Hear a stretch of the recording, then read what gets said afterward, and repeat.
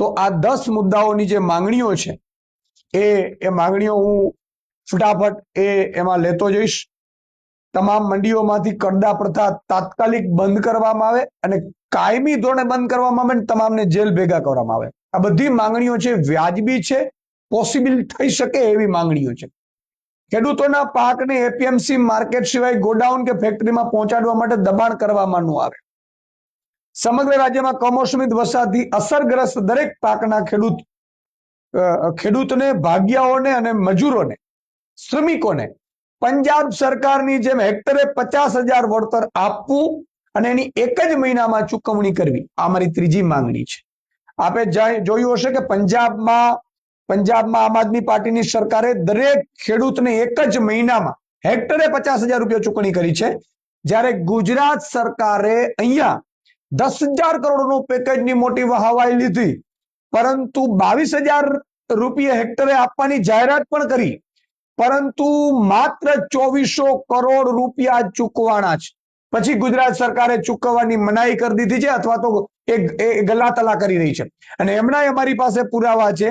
કેટલાય ખેડૂતો છે, મારી પાસે પુરાવા છે કે જેમાં ખેડૂતોને જે સહાય જે 2 હેક્ટર કે પોણા 2 હેક્ટરની મર્યાદા મળે છે, પોણા 2 હેક્ટરનું નુકસાન છે. ખેડૂતોએ વીસી મારફતે પોણા 2 હેક્ટરનું ફોર્મ ભર્યું, જ્યારે ઉપરથી સહાયની જે આંકડા છે એ બદલી અને 0.30 કરી દીધું, એટલે કે માત્ર 30 ગુઠા કરી દીધા. આ પ્રકારની જે ગેમ ભાજપે ખેલી છે, એટલે એને રૂપિયા ના ચૂકવવા પડે એ માટે એને કર્યું છે, જે માત્ર 2400 કરોડ રૂપિયા ચૂકવાયા છે. બાકી કોઈ ખેડૂતોને ચૂકવવામાં ઠાગાઠૈયા કરી છે. એટલે એક તો 50,000 રૂપિયા હેક્ટરે પંજાબ સરકાર આપ્યું, ભાજપે ન આપ્યું. 22,000 આપ્યા, 22,000 જાહેર કર્યા તો 22,000 પૂરા ન આપ્યા. એટલે આ એક મુદ્દો છે. પછી ડેરી ને પશુપાલકોને તમામ સંઘોમાં ભાવ ફેર સીધો તેમના ખાતામાં અને સમયસર મળવો જોઈએ. આ મારી માંગણીઓ એવી છે કે જ્યાં સૌરાષ્ટ્રમાં આજે પણ બેફામપણે ડેરીઓમાં લૂંટ ચાલે છે. આપણે મોડાસામાં પણ જોયું હશે, ખેડૂતોએ મરવું પડ્યું ભાવફેર માટે. એટલે પશુપાલક અને ખેડૂતોને સીધું ભાવફેર આપવામાં આવે દરેક જગ્યા ઉપર, દક્ષિણ ગુજરાત, મધ્ય ગુજરાત, સૌરાષ્ટ્ર અને ઉત્તર ગુજરાત, અને એ સમયસર ચૂકવવામાં આવે. ખેડૂતોએ આંદોલન ન કરવું પડે, એ પણ અમારી માંગણી છે. ખેડૂતોને દિવસમાં 12 કલાક વીજળી આપવામાં આવે.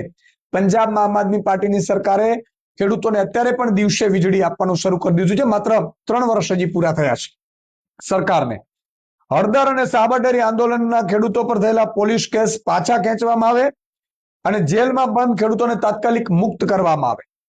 તમામ પાકોની ખરીદી સરકાર દ્વારા એમએસપી એટલે ન્યૂનતમ આધાર જે ભાવ છે, એમએસપી છે, એ પર કરવામાં આવે અને વ્યવસ્થિત સમયસર કરવામાં આવે. આ અમારી માંગણી છે. ખેડૂતોને પૂરતી માત્રામાં અને સમયસર ખાતરની ઉપલબ્ધિ કરવામાં આવે. તમે જુઓ અત્યારે ખાતરો, જ્યારે ખેડૂતોને જરૂર છે ત્યારે ખાતરો બ્લેકમાં વેચાય છે. ખાતરની ખેડૂતોએ મોટી મોટી લાઈનોમાં ઉભું રહેવું પડે છે. કોઈ ભાજપના દલાલો હોય એના સિવાય કોઈને ખાતર મળતું નથી. એટલે આ જે આખી વસ્તુ છે એ બંધ કરવામાં આવે ને એવી વ્યવસ્થા કરવામાં આવે કે ખાતર સમયસર એની ઉપલબ્ધિ કરવામાં આવે. શેરડીના ઉત્પાદક ખેડૂતોને સુગર મિલો પાસેથી બાકી ચૂકવણી કરવામાં આવે અને બંધ મિલો ફરીથી શરૂ કરવામાં આવે. અને દર વર્ષે સીસીઆઈ દ્વારા જે કપાસની ખરીદી કરવામાં આવે છે એ 1 ઓક્ટોબરથી દર વર્ષે શરૂ કરવામાં આવે. એમાં પણ આ લોકો નાટક કરે છે. તો મિત્રો, આ માંગણીઓને લઈને અમે નવું કિસાન મહાપંચાયત કરી છે. ખેડૂતોને 80,000 ખેડૂતોની સાઇન કેમ્પેનમાં સાઇન લીધી છે અને અમે મુખ્યમંત્રીને મળવાનો સમય માંગ્યો છે. અમારા માનનીય ધારાસભ્ય શ્રી ગોપાલભાઈએ લેટર લખી અને મુખ્યમંત્રીને અમારું પ્રતિનિધિત્વ મંડળ માટે સમય માંગ્યો છે. આવતીકાલે અમે ધારાસભ્યશ્રીઓ, અમારું પ્રતિનિધિત્વ મંડળ, હું મારા સહિત બધા મુખ્યમંત્રીને મળવા જશે અને મુખ્યમંત્રીને અમારી આ 10 માંગણીઓ છે એની અમે રજૂઆત કરવાના છીએ. અને માંગણીઓ પૂરી થઈ શકે એમ છે. જો પૂરી નહીં કરે ભાજપ સરકાર તો પછી આમ આદમી પાર્ટી આંદોલન છેડશે.